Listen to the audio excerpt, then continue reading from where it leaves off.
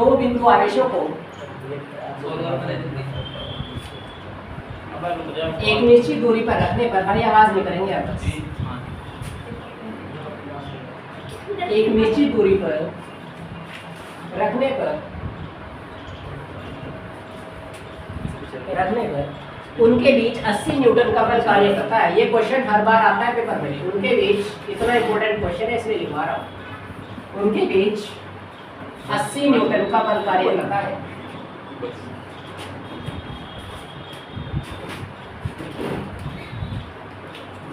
कार्य करता है, सबसे आसान क्वेश्चन है। इन्हीं आवेशों को एक परावैद्युत में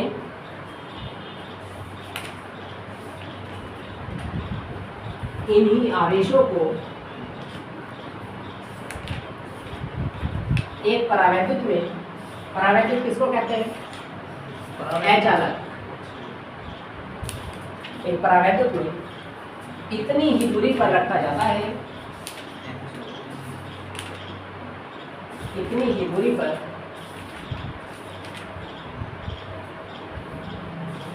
रखा जाता है, तो इस बल का मान 8 न्यूटन हो जाता है। तो इस बल का मान 8 न्यूटन हो जाता है, 8 न्यूटन हो जाता है। माध्यम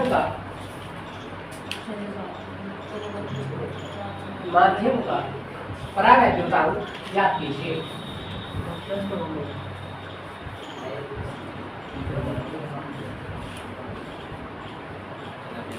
परावैद्युतांक ज्ञात कीजिए।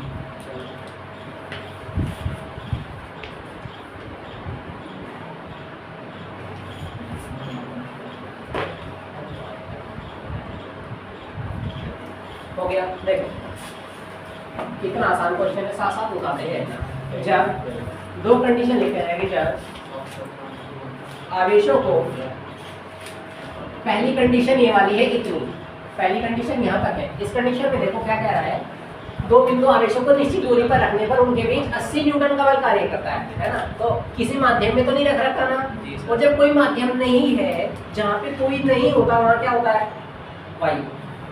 जहाँ कुछ नहीं है हवा तो होगी, मतलब कहाँ रखे? आवेश हवा में रखे हैं, है ना। जब आवेशों को वायु में रखा जाता है, वायु में रखा जाता है, तो बताओ बल कितना होगा? F बराबर 1/4 पाई एप्सिलॉन नॉट, साथ में कितना क्या होगा? Q2 upon R square. और एक चीज और भी देख लो, चलो आप F का मान तो कितना दे रखा है इस कंडीशन में? 80, तो F की जगह में 80 लिख दो, बताओ सही है। समीकरण नंबर 1 बन गई। दूसरी कंडीशन देखो, इन्हीं आवेशों को परावैद्युत में रख दिया। परावैद्युत मतलब चला है ना, या फिर इनके बीच में हमने किसी एक माध्यम में रख दिया, है ना। उस माध्यम का परावैद्युतांक कितना है? 8 नहीं, वो हमें निकालना है ना। और इसमें जो बल लगेगा वो कितना है? 8 न्यूटन का है ना। अब देखो आप, जब आवेशों को परावैद्युत में रखा जाता है,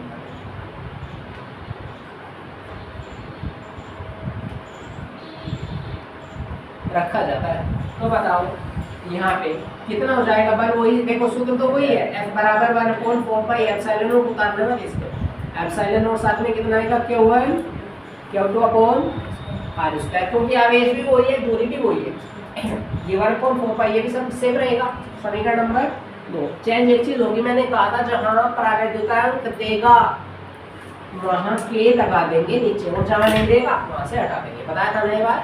अगर K का मान दे रखा तो लगा दो नीचे K, अगर नहीं दे रखा तो हटा दो।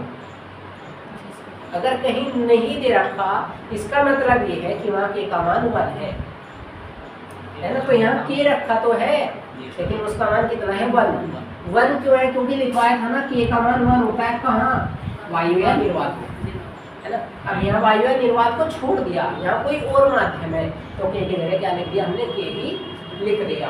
और यहाँ पे F की जगह कितना दिया आपकी बात? 8 न्यूटन। तो यहाँ 8 आ गया, बताओ। अब इसको मैं ऐसे भी लिख सकता हूँ, ध्यान से लिखना भाई। समीकरण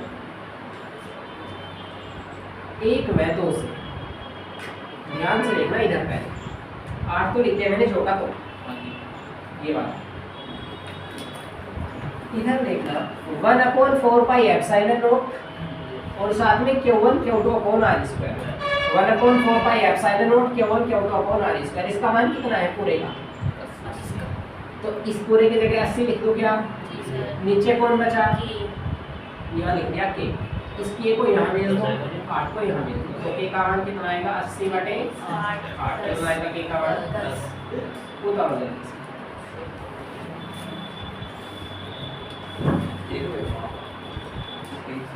दो धन आवेश जो परस्पर जो परस्पर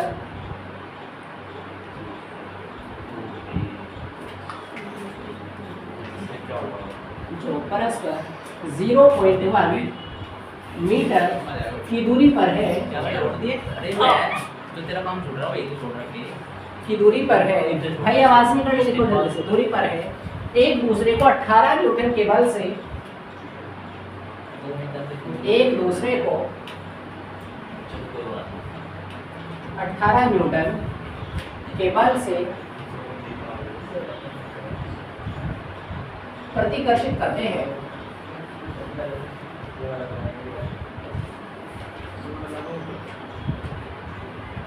प्रतिकर्षित करते हैं। यदि दोनों आवेशों का योग 9 माइक्रोकूलम हो,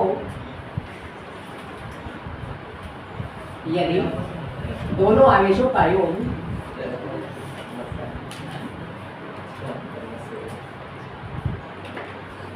9 माइक्रोकूलम हो, तो भाई ध्यान से देखना, बहुत अच्छा क्वेश्चन है। उनके अलग अलग मान ज्ञात कीजिए, उनके अलग अलग मान ज्ञात कीजिए। भाई क्वेश्चन नंबर डाल देना जो भी था आपका, अलग अलग मान ज्ञात कीजिए।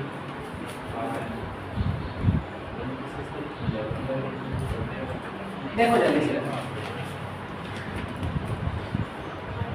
दोनों आवेशों के बीच लगने वाला, दोनों आवेशों के बीच लगने वाला प्रतिकर्षण बल कौन से सूत्र से निकलेगा, ये बताओ। नीतीश कौन सा सूत्र लेगा प्रतिकर्षण बल के लिए?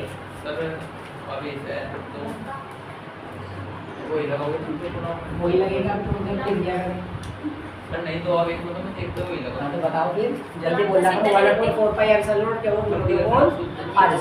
अब एक चीज देखना, ध्यान से देखना बिल्कुल, है ना। ये यहाँ पे इसने दे भी रखा है, साथ में आप लिख सकते हो, इधर दिया है, क्या क्या दे रखा है? एक तो चीज दे रखी, बल कितना दे रखा उसने? 18 न्यूटन। दोनों के बीच की दूरी दे रखी है 0.1 मीटर, है ना। आप यहाँ लिख सकते हो, तो पावर रखो कितना है? 18 और रखने वाला सारी वैल्यू पुट कर दो।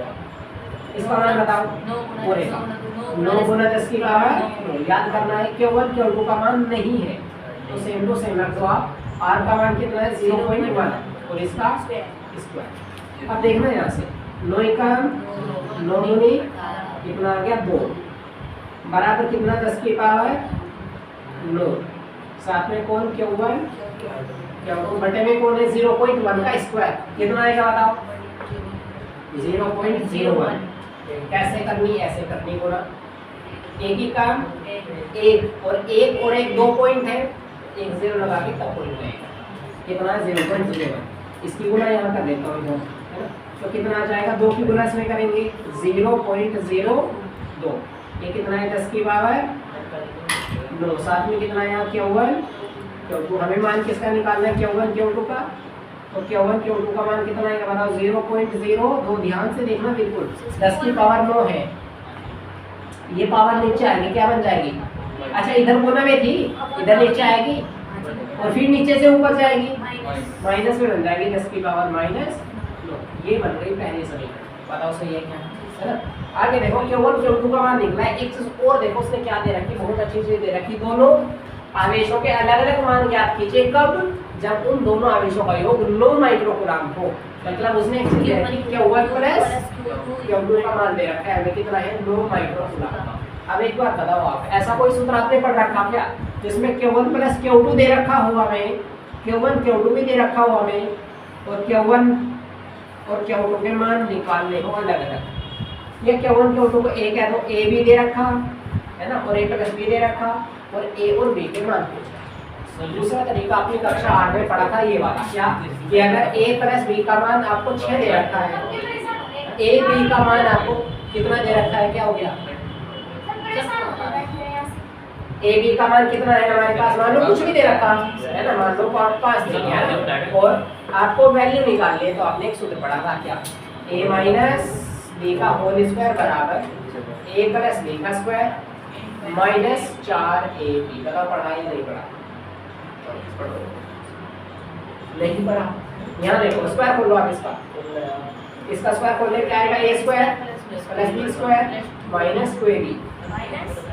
यहाँ देखो a square plus B square plus 2ab और माइनस 4ab। अब देखो ये सेम रहेगा और 2ab में से 4ab घटाएंगे तो 2ab बचेगा माइनस, है ना बराबर। भाई आसान ये सूत्र है, ये आपको याद करना पड़ेगा, है ना। अब इसमें देखो इसका स्क्वायर खोलने में आएगा, इसका स्क्वायर खोलने में आएगा, और 2ab में से 4ab घटाएंगे तो माइनस 2ab बचेगा, मतलब ये वाला सूत्र सही है ना। अब देखो इसमें हमें ऐसे करना था, ये किसका मान था हमारे पास, Q1 Q2 का मान है। अब देखो आप यहाँ से निकाल लेंगे Q1 माइनस Q2 का होल स्क्वायर बराबर Q1 प्लस Q2 का whole square minus 4 Q1 Q2। A और B के जगह Q1 Q2 हमने रख लिया। अब देखो यहाँ Q1 माइनस Q2 का तो हमें मान निकालना है, Q1 प्लस Q2 का मान बता दो आपको, यहाँ से कितना है 9, तो क्या हो जाएगा 9 का स्क्वायर माइनस ये कितना है 4, Q1 Q2 का मान कितना है 0.02 10 की पावर माइनस 9। ये देखो Q1 माइनस Q2 है, इसका स्क्वायर भी है, 9 का स्क्वायर कितना आ जाएगा 81, 4 दूनी 8, 0.08 10 की पावर माइनस 9। कुछ अलग से देखो आप, सही है। Q1 माइनस Q2 का स्क्वायर ध्यान से देखना है इधर, यहाँ कितना है 81 आधा घंटा का है, और यहाँ कितना है 10 की पावर माइनस, चलो करते हैं 81 सेम रखा 10 की पावर, यहाँ पे देखो 81 में से अगर इसको घटाएंगे 0.08 को, है ना, फिर इसका वर्गमूल निकालेंगे तो मुश्किल से निकलेगा, क्योंकि पॉइंट वाले का वर्गमूल आसानी से निकलेगा नहीं, है ना। तो हम इसका एक काम करते हैं, यहाँ पे कितने पॉइंट थे 2, इन 2 पॉइंट को हटा देता हूँ मैं, तो नीचे क्या आ जाएगी 2 0 बढ़ जाएगी नीचे, और 2 0 जब ऊपर जाएगी तो माइनस हो जाएगी 2 0, 10 की पावर माइनस 9 और 10 की पावर माइनस 2 कितनी हो जाएगी 10 की पावर माइनस 11 हो जाएगी। अब देखना यहाँ से Q1 माइनस Q2 का होल स्क्वायर, यहाँ पे था हमारे पास इसका मान माइक्रोकूलम में था, चलो 9 माइक्रोकूलम था ना, तो आगे उसको भी चेंज कर लेते हैं। और 9 माइक्रोकूलम का मतलब कितना है, 9 गुना 10 की पावर माइनस 6, कितना हो जाएगा 81 गुना 10 की पावर 6 दूनी 12। यहाँ कितना आ जाएगा 81 गुना 10 की पावर माइनस 12, और माइनस किसको करेंगे यहाँ पे, ये आ गया था हमारे पास 8 गुना 10 की पावर माइनस 11। अब एक बात देखो आप, है ना, इसमें से क्या 10 की पावर माइनस 12 में से 10 की पावर माइनस 11 घट सकती है, घटने की ना कभी भी पावर नहीं घटती, इसके आगे का कोफिशिएंट घटता है ना, और वो घटेगा कब, जब पावर दोनों समान होंगी। तो पावर को या तो आप क्या काम करो, या तो आप इसको भी 11 बनाओ या आप इसको भी 12 बनाओ, आपकी मर्जी है।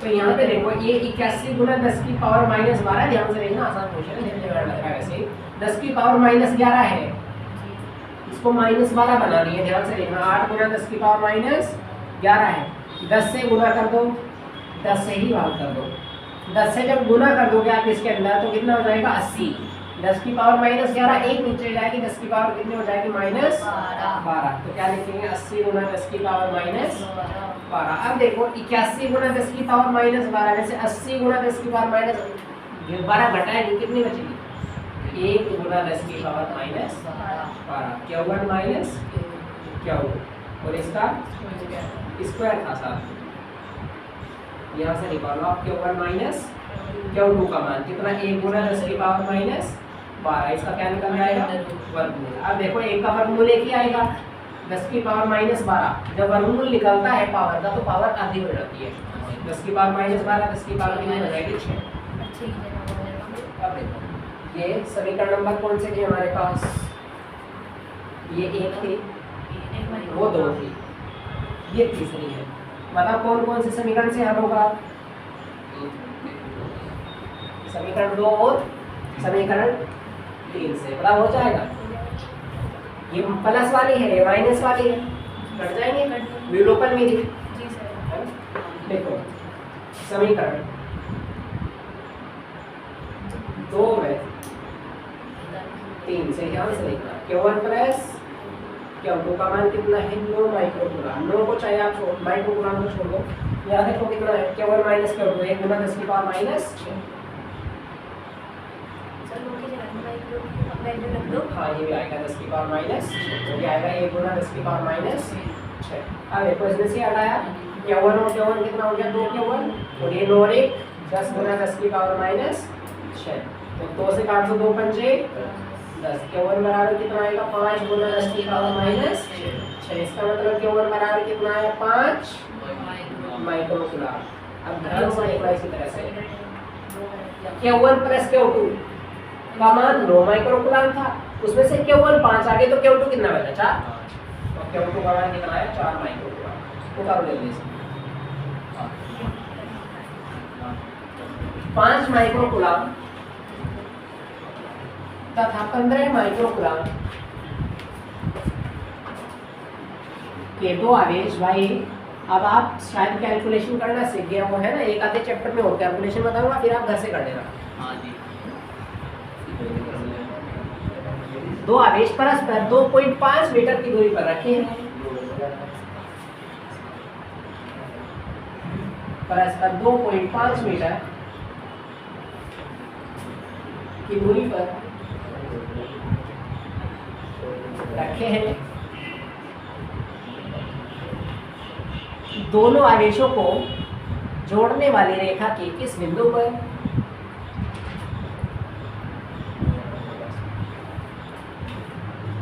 दोनों आवेशों को जोड़ने वाली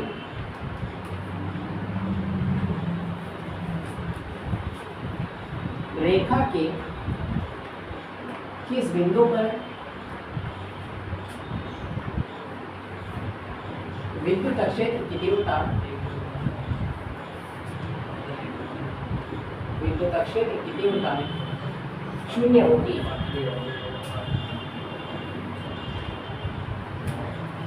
बताओ निकाल लोगे क्या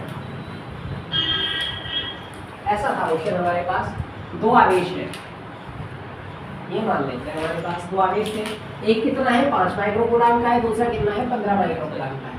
ये दोनों एक दूसरे से कितनी 2.5 मीटर की दूरी पर रखे हैं मतलब इन दोनों के बीच की दूरी कितनी है 2.5 मीटर। साथ में ये कह रहा है कि इन दोनों आवेशों को जोड़ने वाली रेखा रेखा कौन सी है ये वाली है ना इस रेखा के कौन से पॉइंट पर विद्युत क्षेत्र 0 होगा मतलब विद्युत क्षेत्र कहाँ पे बिल्कुल खत्म होगा जहाँ पे कुछ भी नहीं होगा है ना वो कौन सा पॉइंट है और कितनी दूरी पर है वो निकालना है ना कि कितनी दूरी पर कोई पॉइंट पर विद्युत क्षेत्र 0 होगा। अब मान लो इसके अंदर कोई भी पॉइंट मान सकते हो आप मैंने ये कोई पॉइंट मान लिया P मान लो ये कोई पॉइंट है और ये इससे मान लो D दूरी पर है या आप इसको x कह दो x कहूँ या D x कह दो आप है ये मान लो इससे कितनी x दूरी पर है तो अगर ये पूरा 2.5 मीटर था ये इतना x है तो ये कितना होगा 2.5 माइनस x बड़े में से घटेगा ना 2.5 माइनस x होगा हमारे पास माना बिंदु P पर विद्युत क्षेत्र शून्य है, शून्य है। देखो विद्युत क्षेत्र के भाई दो मान निकलेंगे हमारे पास, एक तो निकलेगा E1, एक निकलेगा E2। सूत्र ये 1/4πε0 क्या हुआ कॉल r²। यहाँ भी वही है 1/4πε0 क्या हुआ कहाँ पे हाँ वो रख दूंगा अभी मैं, एक ही क्यों लिया वो भी रख दूंगा मैं। अब देखो यहाँ पे ये E1 और E2 की वैल्यू हमारे पास है ना। अब इसमें से हमें एक बार दूरी की जगह x लिखना है, एक बार दूरी की जगह 2.5 - x लिखना है। अब यहाँ पे एक जगह क्या हुआ ना, एक जगह क्या हुआ आएगा है ना। अब आप एक चीज देखो, लेकिन यहाँ पे उसने ये कहा कि किस बिंदु पर विद्युत क्षेत्र 0 होगा। तो अगर बिंदु P पर विद्युत क्षेत्र 0 है, इस बात का मतलब क्या है कि E1 - E2 या E2 - E1 बराबर 0 आएगा। चेक करो आराम से, इसका मतलब ये तो है ना कि अगर भाई बिंदु P पर 0 है तो इसका क्या मतलब है कि इधर वाले की तीव्रता और इधर वाले की तीव्रता दोनों को घटा के 0 कब आएगा, जब ये वाला और ये वाला दोनों बराबर होंगे, है ना। तो इस कंडीशन के लिए हम क्या लेंगे, E1 बराबर कितना होगा, E2 होगा। तो बात समझ आई है, E1 बराबर E2 होगा ना। लिखो E1 का मान रखो 1/4πε0 क्या हुआ ना हो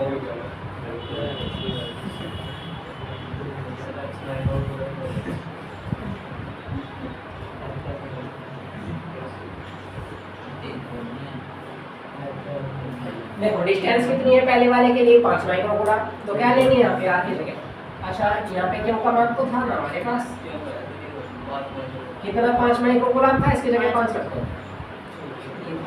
ऐसे लिखो, आपके वन लिखो, साथ में कौन आएगा, x आएगा, साथ में क्या हो जाएगा इसका स्क्वायर 1/4πε0। यहाँ कौन आएगा, क्यों यहाँ कौन आ जाएगा 2.5 माइनस इसका स्क्वायर। ऐसे कर देते हैं। अब रहते हैं वैल्यू, इसका मान यही काम करो, हटा दो। यहाँ देखो Q1 का मान कितना, 5 × 10⁻⁻6, ये x², और ये कितना 15 × 10⁻⁻6, और ये कितना 2.5 माइनस इसका स्क्वायर। और देखो 5 का 5 दिया 15, 10⁻6 से 10⁻6 कट गया, कौन आएगा 2.5 माइनस x का स्क्वायर, इसकी गुना इधर हो गई। देखो ये पूरा कट गया, या कुछ नहीं बचा, तो ये सेम आ गया। यहाँ देखो 3 की गुना किस में होगी, x² में कितना आ जाएगा 3x², गुण इसका होल स्क्वायर खोल दो आप, क्या ऐसे ही कर लो, ऐसे ही करो, छोड़ो होल स्क्वायर नहीं खोलते हैं। 2.5 माइनस x है ना, ये 3x² था, ये स्क्वायर हटाओ, ये देखो 2.5 माइनस x, इसका स्क्वायर कितना, देखो इसका वर्गमूल कितना आएगा, वर्गमूल 3 अलग कर दिया, x² का वर्गमूल x आ गया। तो यहाँ से आप एक चीज और देखो, इसको इधर भेज दो, इसको इधर भेज दो, कितना आएगा √3x - 2.5x बराबर 0। कितना आएगा, ये जो 25 जो 2.5 है माइनस के x है जी, गुणा में थोड़ी है जी x इसके। अच्छा ये वाला 2.5 माइनस x, अब देखो ये उधर जाएगा ना, √3x + x बराबर कितना आ जाएगा 2.5। x को मैं ले लूं दोनों के अंदर से, कितना आएगा √3 + 1 बराबर कितना 2.5। अब देखो ये कितना था यहाँ x, ये कितना है 2.5 बटे में कौन √3 + ये आंसर छोड़ सकते हो कितने मीटर, या अगर आपको ऐसे नहीं करना वैल्यू पुट कर देना x बराबर 2.5, √3 का मान रखना कितना 1.732 प्लस 1 आ जाएगा, और डिवाइड करेंगे, मैं डायरेक्ट लिख लेता हूँ, ये आएगा लगभग 1.6 मीटर। उतार देते हैं जल्दी से करो, बिल्कुल सही है, आप उतारो। हो गया क्वेश्चन नंबर नेक्स्ट, 0.002 मिलीग्राम द्रव्यमान वाली तथा 5 इलेक्ट्रॉन के आवेश से युक्त तथा 5 इलेक्ट्रॉनों के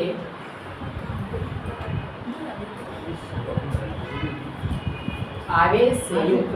भाई इसकी कोई ज़्यादा दिक्कत नहीं होती, किसी का छूट भी जाता है, कैलकुलेशन में खुल जाएगा, अगर कभी कभी छूट जाता है कोई दिक्कत नहीं। आवेश से युक्त एक तेल की बूंद, 0.002 हाँ 0.00,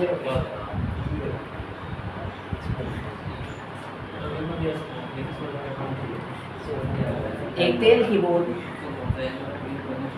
समरूप विद्युत क्षेत्र में लटकी हुई है। समरूप किसको कहते हैं? समान। समरूप विद्युत क्षेत्र में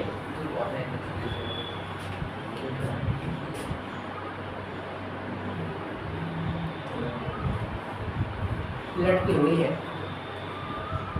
विद्युत क्षेत्र की तीव्रता ज्ञात कीजिए। विद्युत क्षेत्र की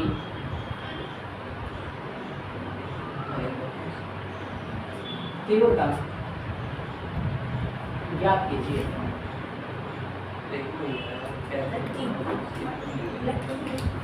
देखो भाई कितना आसान क्वेश्चन है।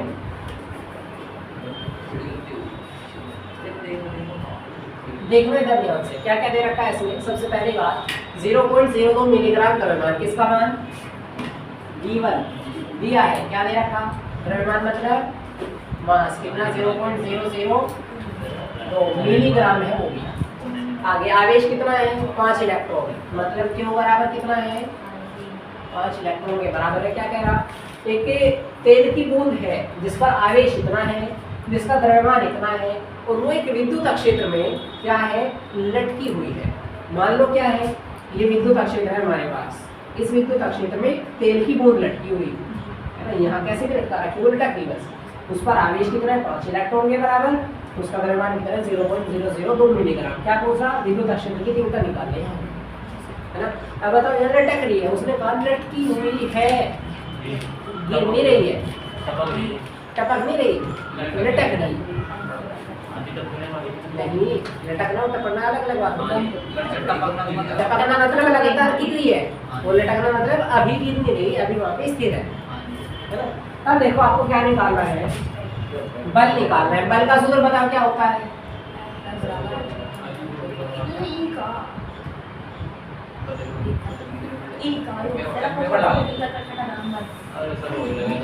विद्युत क्षेत्र की तीव्रता निकालनी है, मतलब ई का मान निकालना है ना। तो बताओ, हम जानते हैं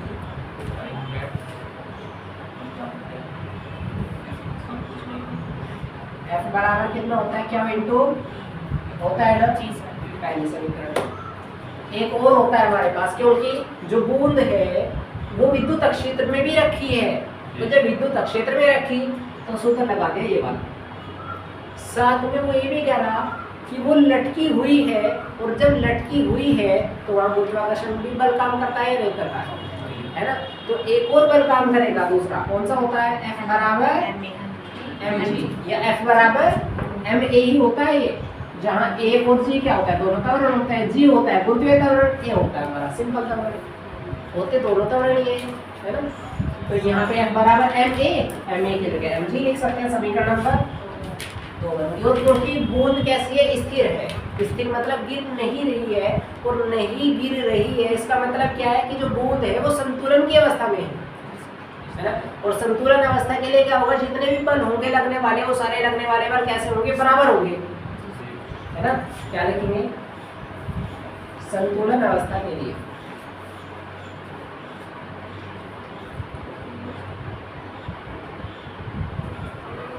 क्या होगा? क्यू ई बराबर किसके होगा?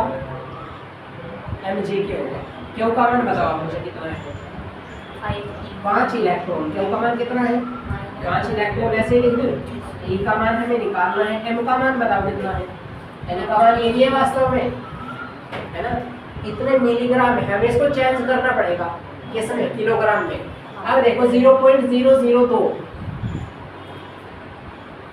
ये था मिलीग्राम, है ना। मिलीग्राम को जब ग्राम में चेंज करते हैं, या 1 लीटर में कितने मिलीलीटर होते हैं? 1 लीटर में कितने मिलीलीटर होते हैं? 1000। तो इसी तरह से 1 किलोग्राम में कितने मिलीग्राम होंगे? 1000 मिलीग्राम होंगे। हम कह रहे 1 मिलीग्राम की बात है ना, तो यहाँ पे अगर 1 मिलीग्राम की बात करी जाए तो कितना आ जाएगा? 1/1000 इधर आ जाएगा, 1/1000 किलोग्राम। 1 मिलीग्राम इज इक्वल कितना आएगा? 10 की पावर 3 ऊपर जाएगा तो 10 की पावर -3 इतने किलोग्राम। अब ध्यान से देखना, 10 की पावर -3 किलोग्राम। एक बात और देखना ध्यान से, इसके नीचे 3 जीरो है, 3 पॉइंट है, 3 जीरो लगा दी। ऊपर कितना आया? 2। नीचे कितना है? 10 की पावर 3 ऊपर जाएगी तो -3 और -3 ये वाली 10 की पावर -6। अब देखो आंसर कितना गलत आता है, अगर जेबीजो का तो रखे आता ना थर्ड टाइम का मान।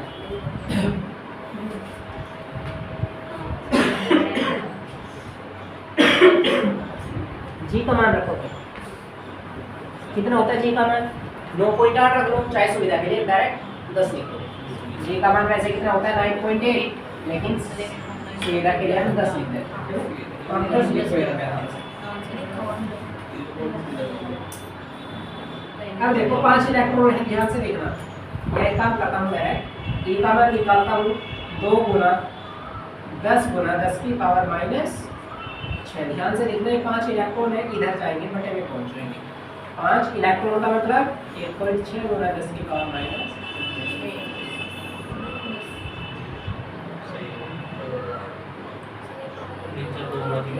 5 इकान 5 दूनी 10, 2 दूनी कौन सा 5?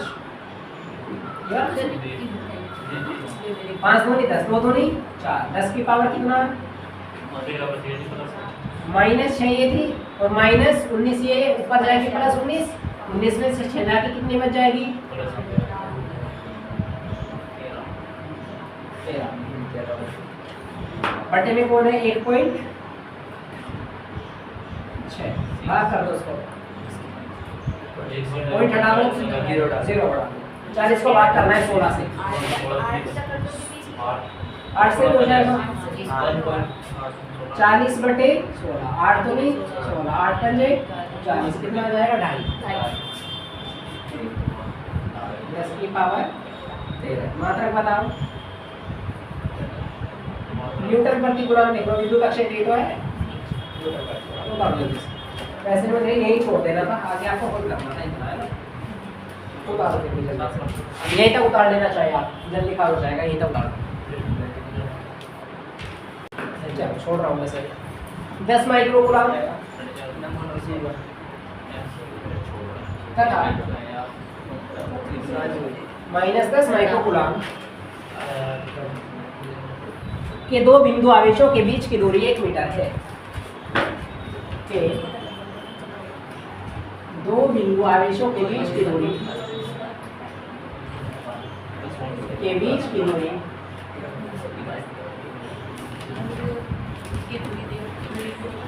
1 मीटर है।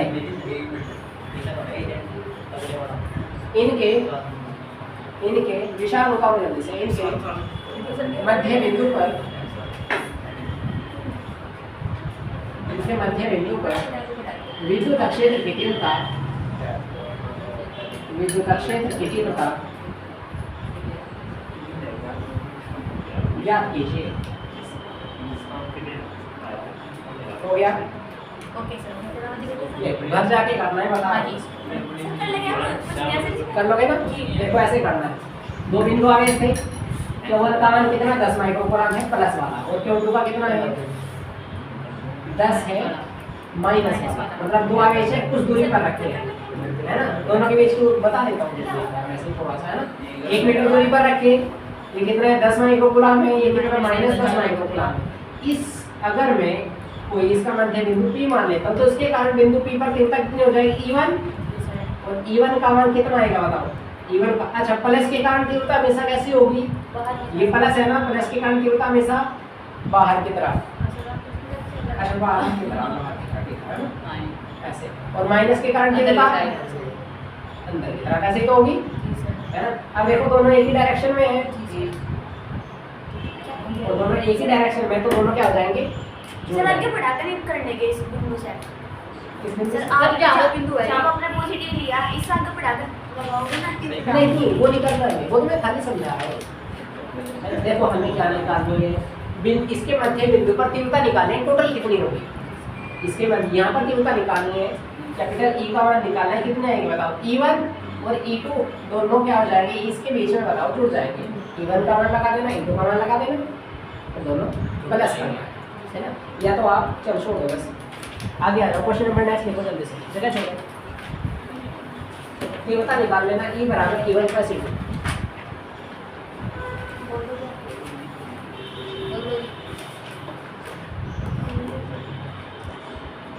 दो आवेश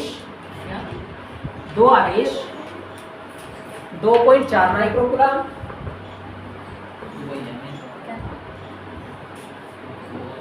दो आवेश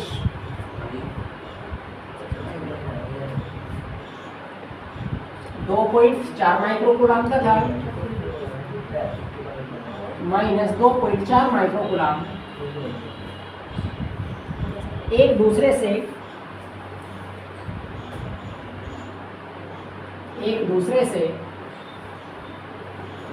2.4 गुना 10 की पावर माइनस 3 मीटर की दूरी पर रखे हैं,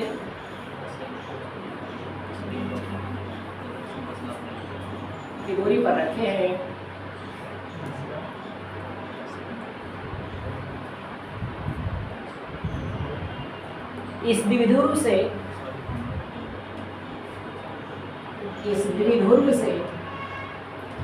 0.30 मीटर की दूरी पर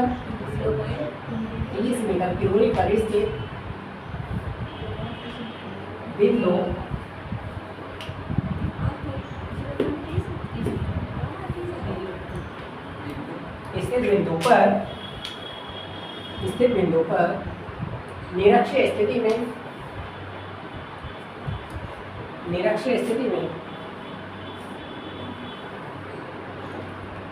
विद्युत क्षेत्र की तीव्रता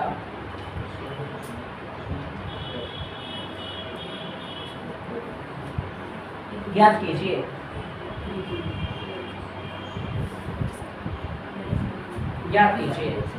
यदि केस फर्स्ट क्वेश्चन दे रखा है इसी के अंदर, यदि द्विध्रुव को 90 डिग्री घुमा दिया जाए तो तीव्रता कितनी होगी, ये पूछ रहा है।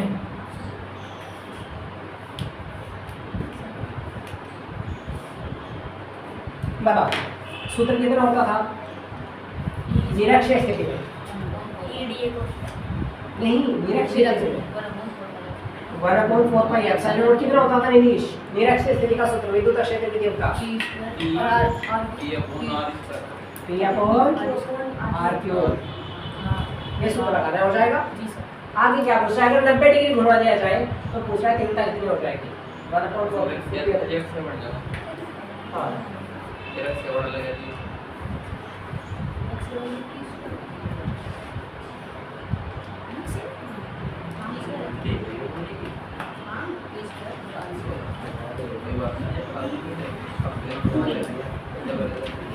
अब देखो, जब ये हमारे पास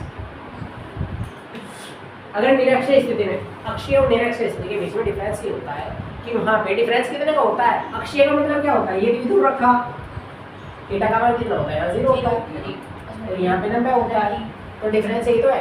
यहाँ पे कह रहा था कि कौन सी स्थिति थी, निरक्षीय में, सूत्र ये लगा, उसने कहा कि 90 डिग्री घुमा दिया, मतलब क्या, इस बार क्या लगाना है, अक्षीय का सूत्र लगाना है, ये पहला क्वेश्चन। ये दूसरा क्वेश्चन, E बराबर 1/4 एप्सिलॉन 2πr², ये सारा सूत्र का होगा। क्वेश्चन नंबर नेक्स्ट, भाई पूरा क्वेश्चन नहीं लिख पा रहा हूँ, शॉर्ट में लिख पा रहा हूँ मैं। E का मान दिया है 2i + 4j + 7k, S का मान दिया है 10j। क्या पूछ रहा है, इससे फ्लक्स निकालना है, फ्लक्स मतलब किसका, phi E का मान निकालना है, निकालोगे।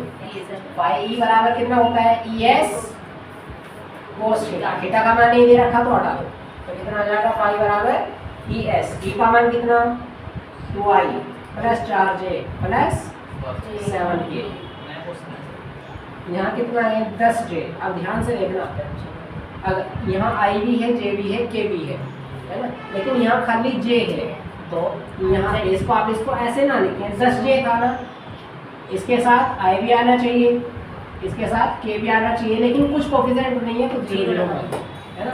कितना आएगा यहाँ 0i 10j और 0। ये क्या करना है, पेपर में आ जाता है कभी कभी, है ना, कुछ नहीं करना, बहुत आसान है। i वाले की गुणा i वाले में, j वाले की j वाले में, k वाले की k वाले में, सदों की गुणा बीच में निशान प्लस के आएंगे, जैसे है निशान, अगर प्लस प्लस है तो प्लस प्लस, प्लस माइनस है माइनस आ जाएगा। वो मैथमेटिक्स के रूल है, बस कैलकुलेशन है, आगे कुछ नहीं करना। 2 की गुणा 0 में करेंगे 0, 4 की गुणा उसमें करेंगे 4 धाम 40, 7 की गुणा 0 में करेंगे 0, आंसर कितना आ जाएगा 40। मात्रा लिख दो, फ्लक्स का मात्रा यहाँ पे कितना आएगा न्यूटन मीटर स्क्वायर प्रति मीटर। क्वेश्चन नंबर नेक्स्ट, चाहे घर से कर लेना आप इसको। क्वेश्चन नंबर नेक्स्ट है, ई का मान 2i plus 3j minus 4k, S का मान, ए का मान है हमारे पास 8j, मात्रक भी दे रखा है, इसका लिखना चाहो लिख लेना वोल्ट मीटर, सॉरी वोल्ट प्रति मीटर, और इसका मात्रक हमारे पास मीटर स्क्वायर। अब बताओ यहाँ पे ई एस कोस थीटा था या ई एस था, यहाँ पे क्या आ जाएगा, यहाँ भी फ्लक्स निकालना है, चाहे मैंने कहा था चाहे ऐसे लिख दे चाहे ए लिख दे, क्योंकि इसका मतलब होता है सरफेस एरिया, पृष्ठ क्षेत्रफल, और इसका मतलब भी क्या होता है क्षेत्रफल। फाई ई बराबर कितना ई ए बन जाएगा। थीटा भी दे देता, साथ में क्या लगा, उसने कहा कि साथ में कोण भी दे रखा 60 डिग्री, क्या लगा तो कोस 60 लगा दो।